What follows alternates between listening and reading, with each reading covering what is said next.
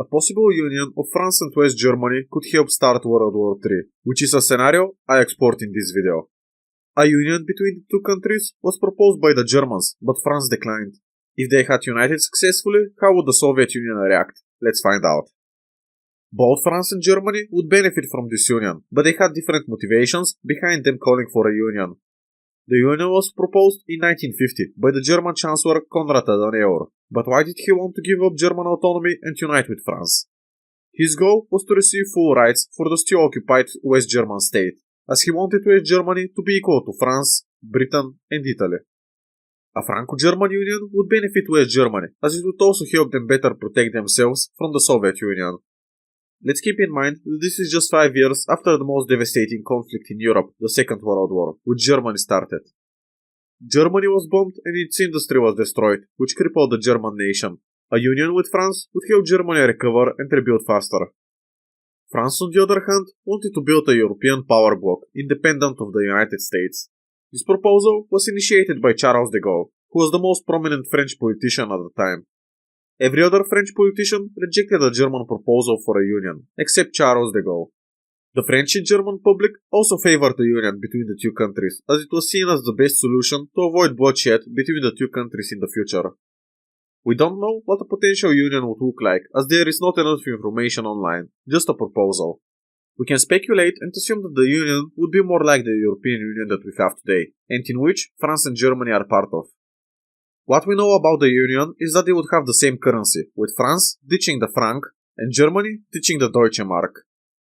Let me quickly show you both of these currencies, as I happen to have many French and German coins, before the Second World War, during and after it. Here is a 10 francs coin from 1951, 1 year after the union was proposed historically. This is 2 marks from 1957, East Germany, not West Germany. What is interesting is that East and West Germany had the same name for their currency, the Deutsche Mark. If the Franco-German Union was successful, then East Germany would be the only country left using the Deutsche Mark. The parliament of both countries would be merged and there is going to be a shared nationality.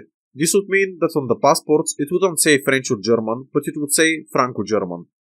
As a result, people from both countries can work, live, and do everything that they want in the other country, as if it was theirs. This was supposed to be just the beginning, with more and more countries joining this union. To me, it sounds like this union would benefit both countries, so why didn't it happen? As I hinted already, no French politician except Charles de Gaulle was on board with the idea. The plan was called too utopian with no real chance of success by the French media. The plan failed because of the dumbest and most petty reason in my opinion, the Saarland. Adenauer's plan consisted of the Saarland rejoining Germany in this federative union.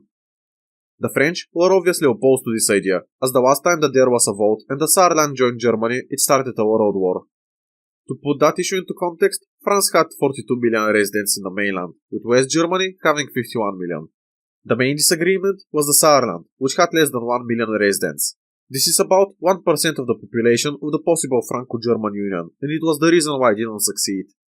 After all, who cares if the union looks like this or like this? If you didn't see the difference, there is none, as the territory would be part of the same nation. When there is a joint parliament and nationality, it doesn't matter who officially controls it. In the end, just 5 years after this proposal failed, in 1955, the French held a referendum in the Saarland, who eventually voted to join West Germany. France didn't want to unite because they wanted to keep the Saarland, but lost it anyways. The German public were also calling for Alsace-Lorraine to be given back to them, which again soured the relations with France. With this union, the Germans would indirectly gain Alsace-Lorraine, as they would be able to visit, work, and live there.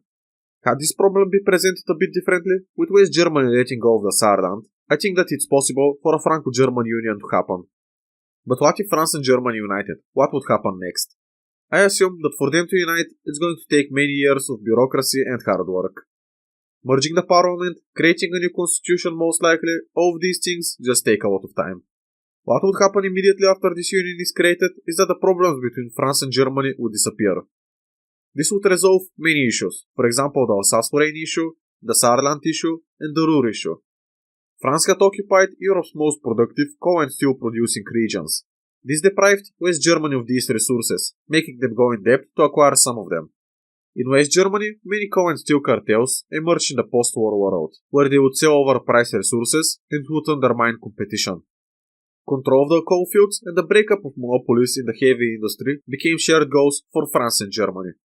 I assume that if the Franco-German Union gets formed, the European coal and steel community might not get formed, or it's going to be delayed by a couple of years. The arguments of the French Foreign Minister Robert Schuman for forming the ECSC were that the solidarity of production would make war between France and West Germany materially impossible. In November 1949, 1 year before the Franco-German Union was proposed, there was another proposal by Konrad Adenauer which aimed to merge French, Belgian and West German heavy industries.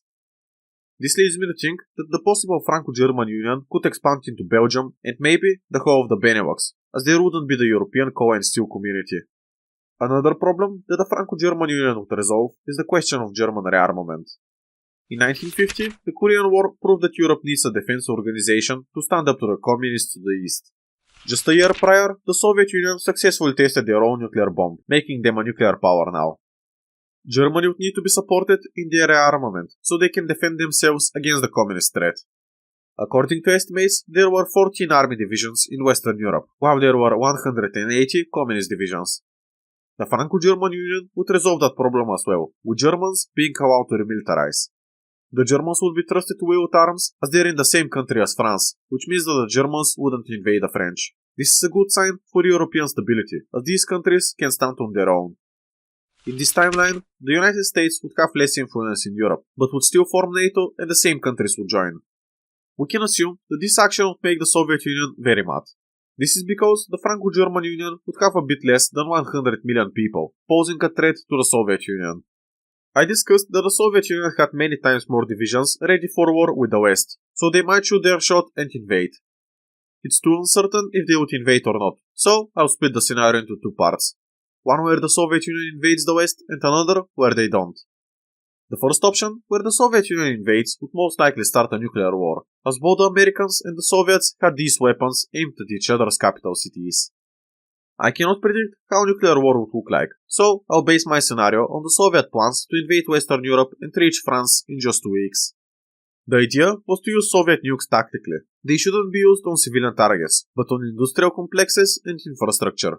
They can also be used on the battlefield, where radiation will take casualties on both sides. The Soviet Union had a larger army in Europe, ready for a fight. There will be two main fronts to consider, one in Western Europe and one in the Balkans. The front between Turkey and the Soviet Union is very mountainous, so I assume that not a lot of action will be taken there. The front of the Balkans will be tasked with just holding, as Bulgaria was very well fortified against Turkey and had mountainous terrain against Greece. The idea was to divert attention from the main front, so the Soviets could reach Paris. Asia will also explode in conflict, as North and South Korea will go to war, with the People's Republic of China, headed by Mao Zedong, going against Taiwan. Most likely, the Philippines and Japan would join on the side of the Americans, against the communist countries. The Third World War would coincide with the Civil War in Vietnam, so I assume that this front would start get moving in the favor of the communists. The United States would respond by using nuclear weapons of their own, launching them from Turkey and Greece into the Soviet puppet states, but not into the Soviet Union itself. The idea is to nuke these countries and to destabilize them, which would hopefully make them switch sides. If they switch sides, the Soviet troops will be encircled and the West can easily swipe across the continent. The war can go two ways and both sides can emerge victorious. I will assume that if it's a short war, then the communists would for sure win. But if it's a longer war, maybe 5 or more years, then the Americans would for sure win. The West would be very unprepared for this war, and the Soviet Union would reach mainland France in just 2 weeks, as they predicted in their plans. The Netherlands had just finished fighting against Indonesia, losing the war, and Indonesia had gained their independence. This makes the Dutch army not ready for a war, which would be exploited by the Soviets, although Benelux would soon fall. After this is successful, Bulgaria would launch an attack across the border, with the goal to capture Istanbul and the Aegean Sea. With some tactical nukes, I would assume that this plan would be successful, and Turkey would be split up from the rest of NATO. As for the colonies of France and Britain, they would most likely rebel heavily, with a lot of resources being sent to pacify the colonies. A month into the war, the Americans would be fully mobilized and start sending troops to the European continent and Asia. As for the front in Asia, I assume that all of Indochina would become communist, with North Korea taking all of South Korea. At this point, we're going into fiction, so we can't know for certain how this conflict would end. The West has the technological advantage, with the East having the numerical advantage. Let me know in the comments what do you think would happen here. As for the second scenario, where the Franco-German Union doesn't provoke Soviet aggression, we would see the Union expand into other European countries. I already hinted towards Belgium joining, followed by the rest of the Benelux. The Union would need a new name, so it would be called something like Union of Western European Countries, or UWEC. The naming is important since they need to specify Western European, not just European. If it was left to just European, this would provoke the Soviet Union, since they would see this as a sign of these countries claiming Soviet land. The word countries is also used instead of nations. The reason for that is that Germany is split in West and East. These are two countries, but one German nationality. If the word nation is used, then the Soviet Union can use this as a justification that the West is claiming all of East Germany. I assume that Italy would also join this union, due to them also not being fully recovered from the Second World War. The Italians also lack many natural resources compared to the size of their country. Italy would benefit from this union as it would increase the region's GDP per capita. The union needs to rewrite its constitution, as it needs to become a federative nation. Each country that has joined would need to be split up into states of around 5 million people. Each state has the right to set their own laws and taxes. The system makes this union fairer, as in the system before, Luxembourg with 630,000 people had the same voting power as West Germany, who had over 50 million. This new system would resolve the problem I just mentioned, but also make it more appealing for other countries to join. There would be a shared army, with each state being required to militarize 2% of their population, which would be about 100,000 people per state. The country would have about 150 million people, close to that of the Soviet Union. With 2% of the population being militarized per state, the army count would be around 3 million, equaling that of the Soviet Union. Historically, when the European Union was created, the United Kingdom wanted to join, but Charles de Gaulle held a grudge against the British and didn't allow them in. This time, it would be different, with France having to share their votes with many other countries. The United Kingdom would join, and soon Ireland, Denmark, Sweden, Portugal, and Greece would follow. Norway would also like to join, but they wouldn't be allowed for now, as it would create a border between the Union of Western European countries and the Soviet Union, on the very north of the country. If there was no massive war, then the Soviet Union would collapse just like they did in our timeline, with many new nations getting their independence. East Germany would quickly join, due to the Berlin Wall being dismantled. This would create some problems in the Union, which would signal that there is a need to have some requirements for countries to join. Most of the newly independent nations in the East would want to join, but would need to have certain levels of democracy and development. By the turn of the new millennia, I assume that the Union of Western European Countries would change their name to just Union of European Countries. They would also include Spain, Czechia, Slovakia, Austria, Poland, all of the Baltics, Hungary, Romania, and Bulgaria. Yugoslavia would also apply to join, but due to their problems with Croatian separatists, they wouldn't be allowed until this is resolved. Norway would finally join, as this wouldn't give the Soviet Union a reason to invade, as it doesn't exist anymore. We have something like the European Union, but the political system is very different. This new country is a whole federation, integrating all of these countries. Europe as a whole would be way more unified, with less American influence. Russia would also become more insignificant and might end up joining the federation in the future. This would resolve many problems with Russians living in countries like Ukraine, Poland, etc. The future is looking hopeful and one I would like to live in. Another video I made regarding the future was predicting how the world would look like up until the year of 2100. You can check it out and see what I came up with. See you there!